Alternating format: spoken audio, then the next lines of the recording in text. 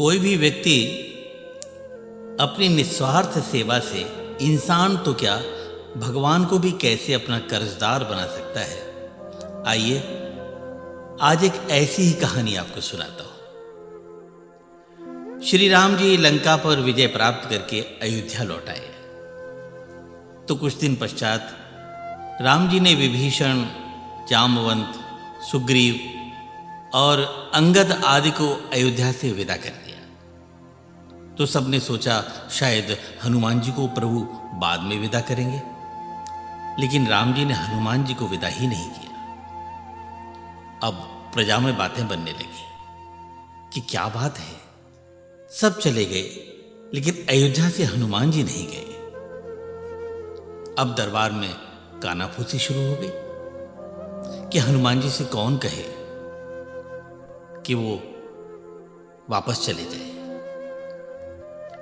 तो सबसे पहले माता सीता जी की बारी आई। उनसे कहा गया कि आप ही बोलिए कि हनुमान जी वापस चले जाए। माता सीता बोली, मैं तो लंका में विकल पड़ी थी, मेरा तो एक एक दिन एक एक कल्प के समान बीत रहा था। वो तो हनुमान जी ही थे जो प्रभु की मुद्रिका लेके गए और मुझे धीरज बंधवाया। कछुक दिवस जननी धरु धीरा,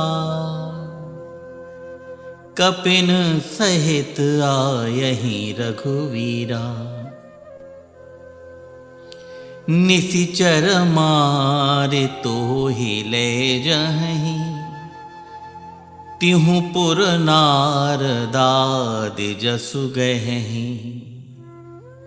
तो मैं तो अपने बेटे से बिल्कुल भी नहीं बोलूंगी कि अयोध्या छोड़कर चला जाए, आप लोग किसी और से बुलवा लो। अब बारी आई लखन जी की। तो लक्ष्मण जी ने कहा कि मैं तो लंका के रणभूमि में वैसे ही मरणासन्न अवस्था में था, पूरा रामदल विलाप कर रहा था। प्रभु प्रलाप सुनि कान विकल भय वानर निकर। आय गयो हनुमान जिमि करुणामह वीर रस। ये तो जो आपके सामने खड़ा है ना, वो हनुमान जी का लक्ष्मण है। मैं कैसे बोलूं, किस मुंह से बोलूं कि हनुमान जी आप अयोध्या चले जाइए।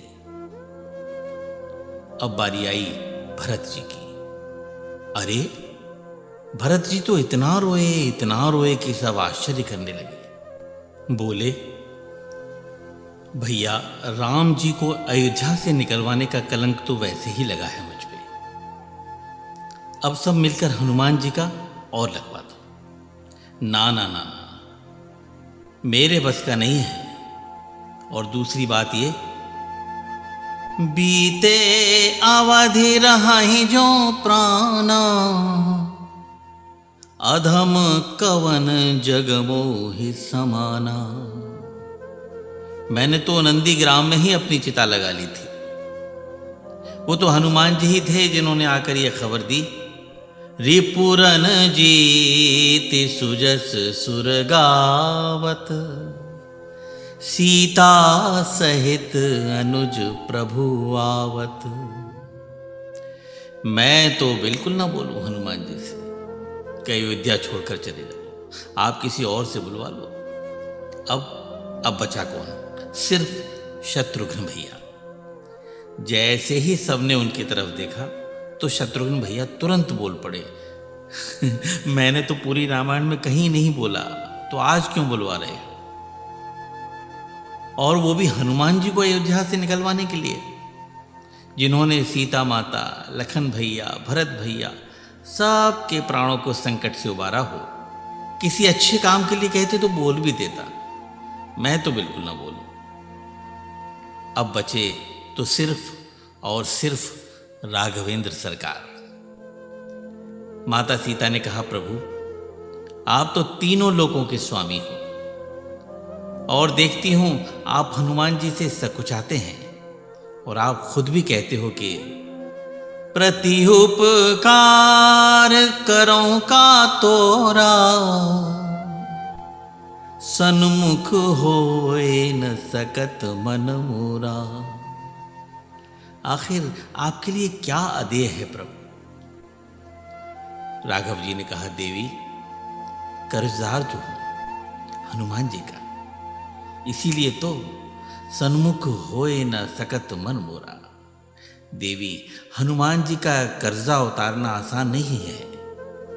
इतनी सामर्थ्य राम में नहीं है जो राम नाम में है, क्योंकि कर्जा उतारना भी तो बराबरी का ही पड़ेगा ना। यदि सुनना चाहती हो तो सुनो, हनुमान जी का कर्जा कैसे उतारा जा सकता है। पहले हनुमान विवाह करें, लंकेश हरेन की जब नारी। मुंदरी ले रघुनाथ चले, निज पौरुष लांघ अगम्य जिवारी। आए कहें सुधि सोच हरें, तन से मन से होई जाए उपकारी। तब रघुनाथ चुकाए सकें, ऐसी हनुमान की दिव्य उधारी। देवी, इतना आसान नहीं है हनुमान जी का कर्जा उतारना। मैंने ऐसे ही नहीं कहा था कि सुन सुत तो ही उरन में नाही। मैंने बहुत विचार कर कहा था। लेकिन यदि आप कहती हो तो कल राज्यसभा में बोलूंगा कि हनुमान जी आप भी कुछ मांग लें। दूसरे दिन राज्यसभा में सब एकत्र हुए। सब बड़े उत्सुक थे कि हनुमान जी क्या मांगेंगे और राम जी क्या देंगे। राघव जी ने कहा, हनुमान, सब लोगों ने मेरी बहुत सहायता की और मैंने सबको कोई न कोई पद दे दिया। विभीषण और सुग्रीव को क्रमशः लंका और किष्किंधा का राजपद, अंगद को युवराज पद। तो तुम भी अपनी इच्छा बताओ। हनुमान जी बोले, प्रभु, आपने जितने नाम गिनाए उन सबको एक एक पद मिला है और आप कहते हो, ते मम प्रिय लक्ष्मण ते दूना। तो फिर यदि मैं 2 पद मांगू तो? सब लोग सोचने लगे, बात तो हनुमान जी भी ठीक ही कह रहे हैं। राम जी ने कहा, ठीक है, मांग लो। सब लोग बहुत खुश हुए कि आज हनुमान जी का कर्जा चुकता हो जाएगा। हनुमान जी ने कहा, प्रभु, जो पद आपने सबको दिए हैं उनके पद में राजमद हो सकता है, तो मुझे उस तरह के पद नहीं चाहिए जिसमें राजपद की शंका हो। तो फिर आपको कौन सा पद चाहिए? हनुमान जी ने राम जी के दोनों चरण पकड़ लिए। प्रभु, हनुमान को तो बस यही 2 पद चाहिए। हनुमत सम नहीं को बड़ भागी, नहीं को राम चरण अनुरागी। तो देखा, भक्त हनुमान ने राम के 2 चरण मांग करके उनसे आजीवन अपनी शरण ले ली। ऐसे हैं हमारे बजरंगबली। जय श्री राम।